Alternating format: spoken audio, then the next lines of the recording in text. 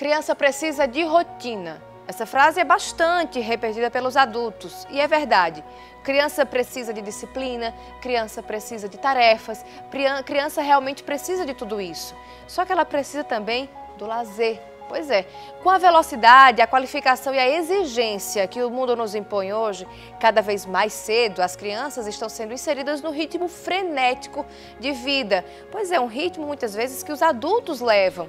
E seres tão pequenos não podem ter esse mesmo ritmo que nós estamos acostumados a ter no dia a dia.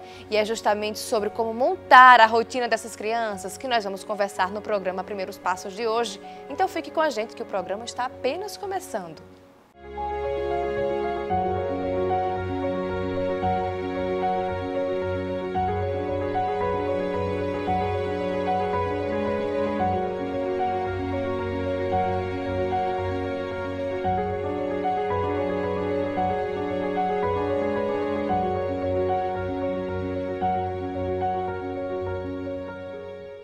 O que é que os pais mais desejam para os seus filhos? Que eles consigam ser adultos equilibrados, que eles alcancem a maturidade, que eles conquistem uma fatia de mercado, que tenham uma carreira e que sejam bem-sucedidos. Pois é, e pensando em tudo isso, que muitas vezes as crianças começam a ser estimuladas de várias formas. É com inglês, é com alguma atividade física, é com a escola, é com alguma atividade voltada para as artes, enfim, de várias maneiras pensando nisso. Veja aí. Eu acredito que de qualquer ser humano, na verdade, tem que ter rotina. E as crianças, eu acredito que para disciplinar, você tem que ter a rotina. É rotina de estudo, de escola e de esportes. O esporte está sempre envolvido. Meu esposo, ele praticava o hipismo. E aí as crianças seguiram nesse mesmo caminho, que é cavalo, não tem quem não goste. E o jiu-jitsu exatamente para dar para eles o ensinamento de... A filosofia das artes marciais é muito interessante. Ensina disciplina, ensina a levar para a vida, o resto da vida deles, entendeu? Às vezes eles reclamam. Que é segunda, quarta e sexta jiu-jitsu, terça e quinta natação à tarde, final de semana tem a equitação, o hipismo, sábado ainda tem a catequese e domingo não pode faltar a missa. Eu acho que a gente tem que estar sempre lutando, não tem que ficar sentado, acomodado. Eu acho que eles já se habituaram a isso. Então, eu acho importante mesmo não ter que ficar sentado. Claro que tem dias que eles querem ficar em casa, ou não quer ir para a escola, ou não quer ir para uma natação, porque isso cansa. Porém, eu acredito que eles vão se tornar pessoas mais ativas. Bem cansativo, mas vale toda a pena o esforço, porque, como minha mãe fala, toda vez que eu falo, vamos não, ela fala que vale a pena, para quando eu crescer, eu vou ter uma resistência maior quando eu for adulta. Sempre depois do almoço a gente pode pegar um pouco o celular ou assistir TV, mas depois já parte para as rotinas diárias, que é estudar, depois vai praticar esporte, ler um livro, mas sempre assim, bem fora da tecnologia. Pois é, e é justamente sobre essa rotina, sobre essa agenda atribulada que você viu que, afinal de contas, uma criança também pode sim ter uma agenda bem movimentada, bem ocupada e um pouco estressante às vezes, que a gente vai conversar com o psicólogo André Memória, que está novamente conosco. André, obrigada mais uma vez pela sua presença aqui no programa. Obrigado você pelo convite. André, e aí? Como é que os pais fazem para gerenciar esse problema? Os pais querem preencher demais a agenda dos filhos e esquecem um pouco do equilíbrio. Como encontrar esse equilíbrio?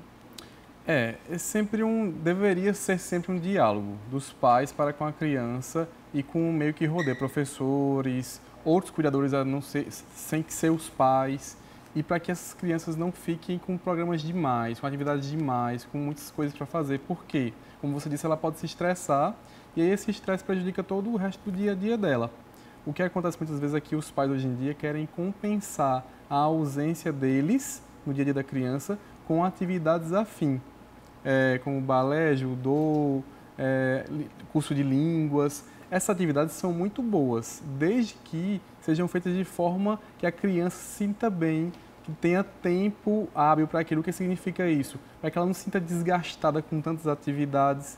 Por quê? Se ela tiver muitas atividades o tempo todo, cadê o tempo com os pais? Cadê o tempo do descanso, que é muito importante, né? Cadê o tempo para que ele lide com outras pessoas também, como vó, amiguinhos? Isso é tão importante quanto qualquer atividade como essa. A criança ela precisa ter tempo livre também, para não fazer certeza. nada ou fazer o que quiser. Com certeza, isso é um ponto relevantíssimo, né? Muitas vezes eu até costumo falar muito sobre isso em época de Enem, né? Os adolescentes, eles pensam muito que se for fazer academia, vai estudar menos, se for descansar, vai estudar menos. E acabam se punindo um pouco até, né? Exatamente, enquanto na verdade esse tempo é tão importante quanto os estudos, ou seja, a criança ter tempo de lazer, ter tempo de se divertir, coisas além da escola, além dessas atividades que podem gerar também atividades de casa, né, como a escola de inglês, é muito importante para que ela tenha uma vida mais harmoniosa, em equilíbrio, mais saudável, mais feliz,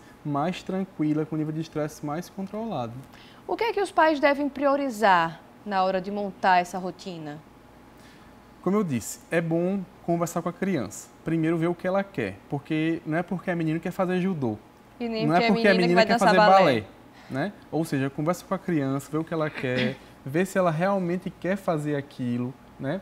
E aí vai fazendo testes. Se aquelas atividades vão fazendo com que o dia dela fique melhor.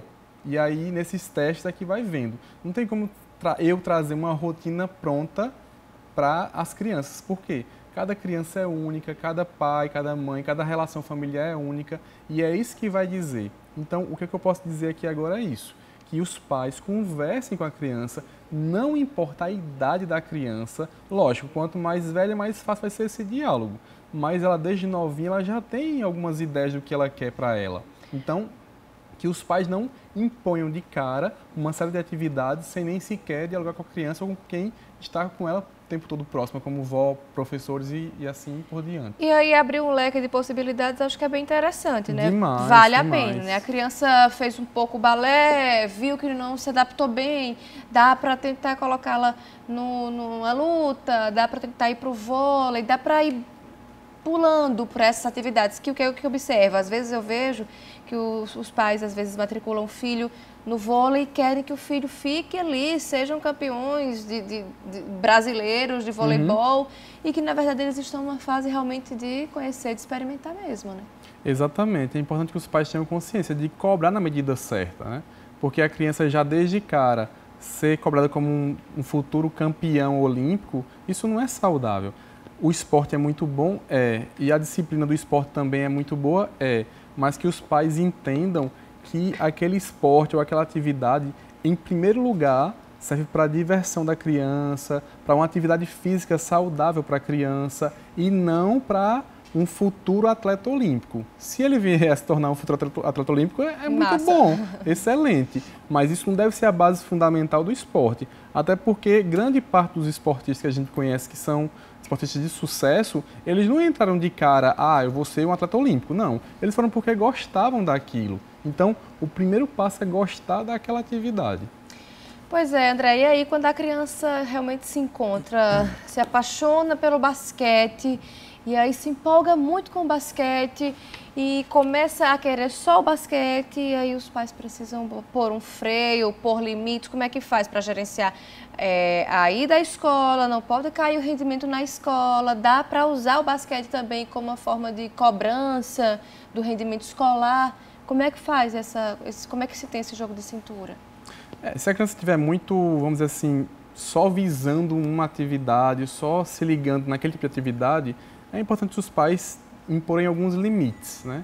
Hoje em dia é um problema, os pais infelizmente estão sem querer impor limites, porque acaba fazendo uma espécie de desgosto para a criança, e aí gera um atrito, gera estresse, e os pais estão evitando um pouco esse estresse, o que é muito negativo, porque a criança tem que se estressar também algumas vezes, porque o limite é importante, a disciplina é importante.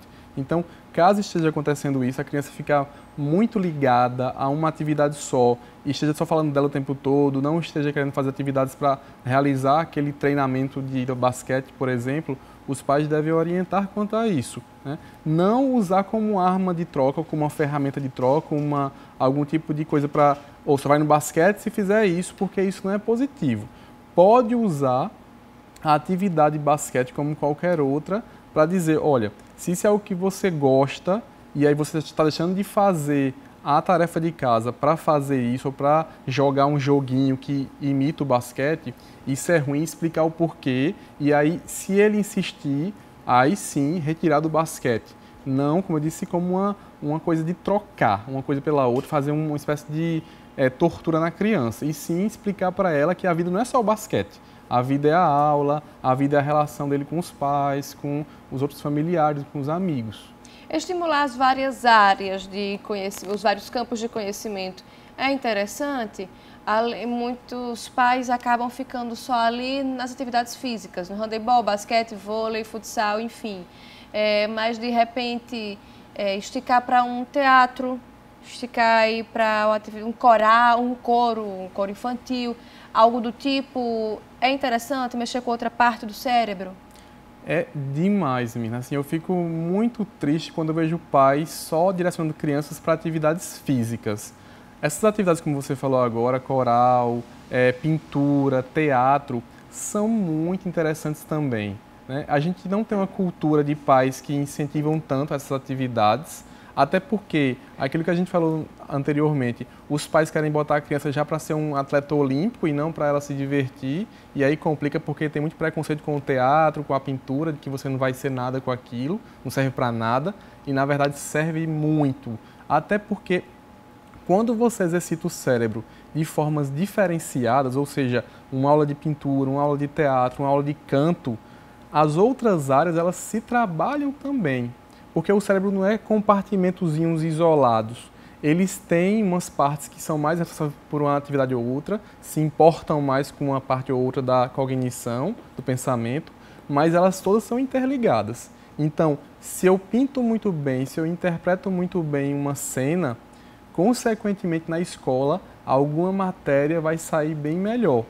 Então, é importante que os pais deem atenção a atividades além de esportes, porque elas podem fazer um diferencial muito grande, não só no meio escolar, mas no meio de vida da pessoa, da criança. A criança que faz teatro, geralmente, ela é mais desenvolta em apresentações na escola ou na faculdade. E acabam trazendo isso para a vida pessoal. Com Elas certeza. acabam conseguindo se expressar melhor, né?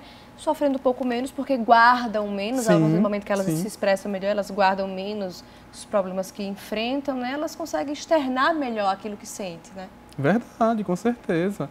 E em várias atividades, elas conseguem trabalhar isso. É importante, como a gente falou no comecinho, os pais testarem, né? Não ficarem presos a um modelo antigo. Ou ao que eles gostam. Exatamente. A mãe que nunca foi bailarina e acha que a filha vai ser, aí só põe no balé e esquece todo o resto. André, a criança que tem uma agenda cheia, ela está mais propensa a se estressar?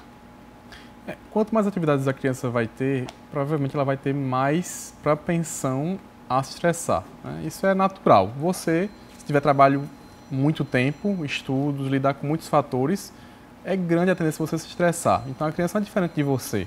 Os pais muitas vezes perdem a consciência disso, porque se eles ficam distantes da criança, ou no sentido físico ou emocional, eles acabam perdendo essa noção.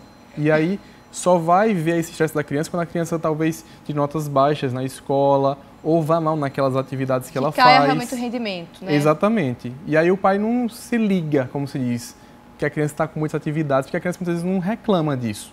Porque é bom, ela se sente bem fazendo as coisas que gosta. E até porque às vezes a criança ela faz aquilo que os pais mandam. Então, se os pais estão mandando, ela vai ter que fazer e faz aquilo como uma obrigação. Sim, né? sim. Ela não tem muita autonomia. Ô André, mas quais são os sinais que os pais podem ficar alertas a um possível estresse da criança? Por exemplo, choro por qualquer coisinha, essa criança já chora, se estressa, fica com raiva rapidamente. Exatamente. Esses dois pontos são cruciais, né? A criança tende a ficar mais tristonha, tende a ter raiva com mais facilidade, algumas tendem a se isolar, ou seja, ficar, em vez de interagir, ficar mais quietas. Por quê? Elas querem se comunicar. E elas, às vezes, não têm o discernimento e a quantidade de palavras na mente suficiente para dizer eu não quero fazer isso por isso, isso e isso. E, não querendo desagradar os pais, também não falam esses fatores. Então, ela muitas vezes chora, muitas vezes pode ter raivas, picos de raiva por pequenos fatores, como, por exemplo, ela queria um tipo de feijão naquele dia para almoçar e veio outro, aquilo ela já explode. Então, isso não pode ser um fator de explosão, de estresse, né? Então, o pai tem que ficar atento a cada pequeno sinal desse que diz que a criança está com uma rotina ou alguns fatores do dia a dia dela estressantes além da conta. Ok, a gente vai a um rápido intervalo, mas não sai daí não, que daqui a pouquinho vamos continuar a falar sobre a rotina das crianças, certo? Então, eu te espero até já já.